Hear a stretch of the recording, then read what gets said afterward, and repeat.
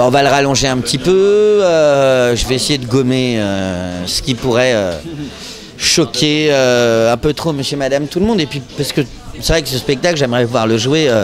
Tu fais ça, tu rêves de l'Olympia, tu rêves de vendre des DVD, faut pas en rêver. C'est comme quand tu fais ce métier de comédien, tu te dis pas, ouais, je rêve d'être doubleur.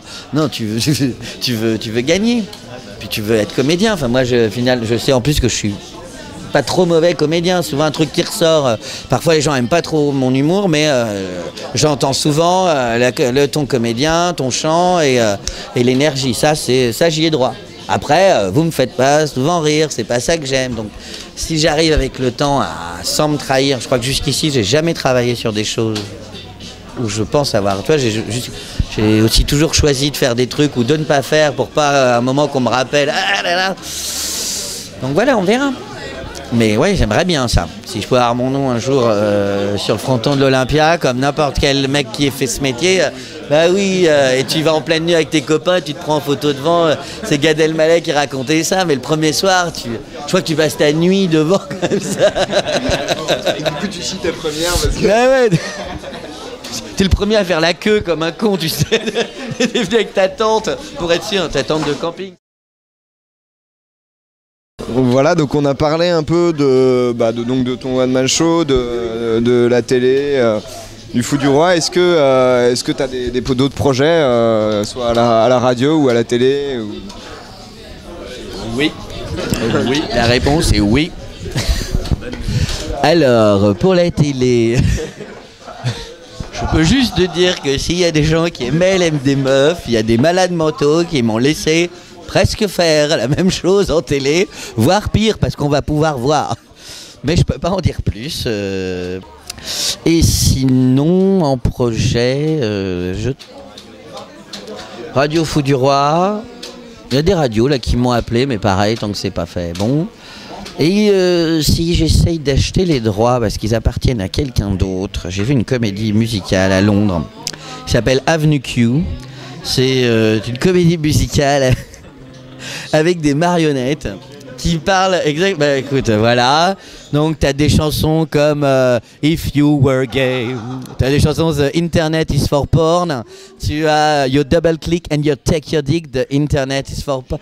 C'est un bijou de 1h30. Enfin non, ça dure 2 heures à Londres, mais je pense qu'il faudrait le raboter. Donc les droits ne m'appartiennent pas, je fais une traduction, mais celle qui a fait la trad, malheureusement, n'est pas humoriste, alors elle a fait du français-anglais. Et traduit les Beatles en français, c'est nul. Donc, mais c'est en fait c'est un truc d'actu, c'est 2 New-Yorkais qui se sont dit putain on aime les comédies musicales, tous leurs potes faisaient ah c'est de la merde, et ils se sont dit qu'est-ce qui pourrait plaire à des gars de notre génération, et en gros c'est un rue Sésame, mais sur scène, et il y a un mec, et voilà, et les marionnettes chantent, il y a des êtres humains, on voit les marionnettistes actionner leurs marionnettes sur scène, et il y a des chansons mais en béton, c'est super drôle, c'est violent. Il y a écrit trash d'ailleurs sur la Avenue Q. Moi j'ai le refrain de la première chanson que j'ai traduit parce que c'est pas comme ça, c'est t'habites sur l'avenue Q, c'est la vérité. Et voilà, la deuxième chanson c'est ma vie est à chier, enfin que des trucs comme ça, et ça parlerait à tout le monde, exactement. Donc j'ai fini la trad et on verra si je peux avoir les droits. Elle les a pas pour longtemps. Et aujourd'hui, comme j'ai un petit peu de sous, voilà. Ouais.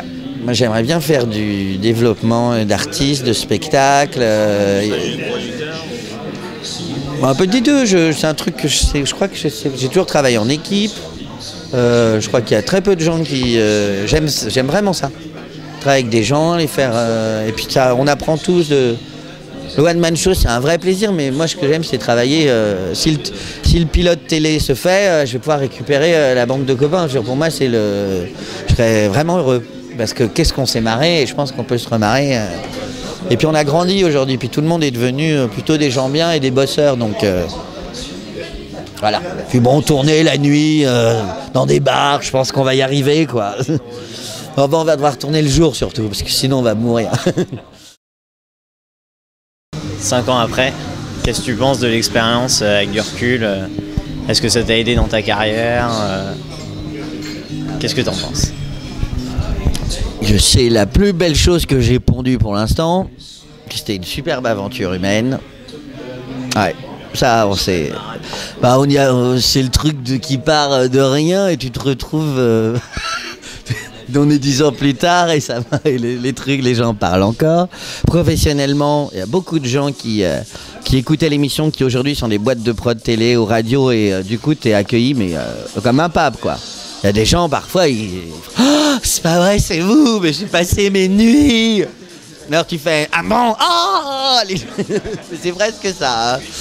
C'est presque ça. Non, c'est et puis voilà, comme je te le disais, à un moment il y a eu l'opportunité d'aller ailleurs au bout de 2 saisons et moi je pense que d'avoir appris à travailler tous les jours comme ça, avec parfois le vent dans le dos, parfois avec l'envie de mourir au lieu de la pondre, mais c'est là un peu comme le Festival d'Avignon, mais en plus t'apprends vraiment à... Ouais, c'était un super rythme, on y allait à fond les ballons, c'était 8 heures d'écriture jour, plus le direct, plus après... Et recommencer le lendemain, puis c'était apprendre. C'était la première fois que je pouvais travailler avec des co-auteurs en étant moi Pour l'instant, c'était toujours moi qui étais à côté de l'écran. C'est la première fois, c'est moi qui dirigeais le clavier. Toi, c'est con, mais. Voilà, avec Guillaume Denis, on a passé 2 ans à s'éclater. C'était un ami avant, mais aujourd'hui, on est liés à vie. On va retravailler ensemble, du coup, là, parce qu'aujourd'hui, il a une boîte de publicité. Si le pilote se fait, c'est lui qui va coproduire. Enfin, en plus, on va pouvoir recréer. Vraiment le schéma. Si c'était n'importe quoi. 2 heures par semaine en général, je me disais si on a 3 de bonnes, c'est bien.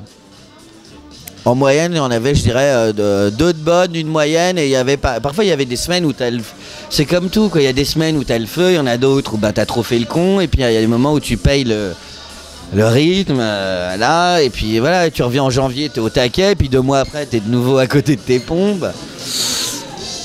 Mais disons qu'il y a des fois, on pouvait pondre l'émission en 5-6 heures parce qu'on avait la bonne idée, puis ça partait, puis il y a des fois, on passait 1 heure sur les Bienvenus dans un monde.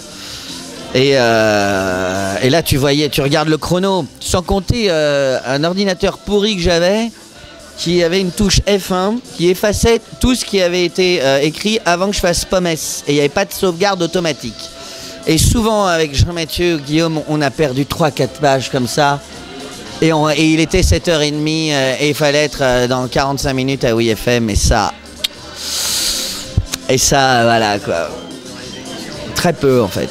Très peu. Il y a eu du recyclage, mais il n'y a pas eu beaucoup d'infos. Mais à un moment, le mercredi, l'émission Asket, c'était un bon exutoire. Puis à un moment, j'avais trouvé le coup de la lecture du jeudi pour être tranquille. Mais du coup, j'étais super content à la radio. Tu fais ok, génial. Et moi, ça me permettait de faire le comédien. Puis je recevais beaucoup de mails là-dessus, des gens qui trouvaient ça bien. Je serais qu'à ce moment-là, je m'inspirais beaucoup de cette période littéraire qui était collège de pataphysique, tout ça, ça me plaisait. D'ailleurs, aujourd'hui, j'ai relu pas mal de ces trucs-là ces derniers temps. Et même quand je relis des LMD meufs, parfois, je reconnais pas ce qui est écrit.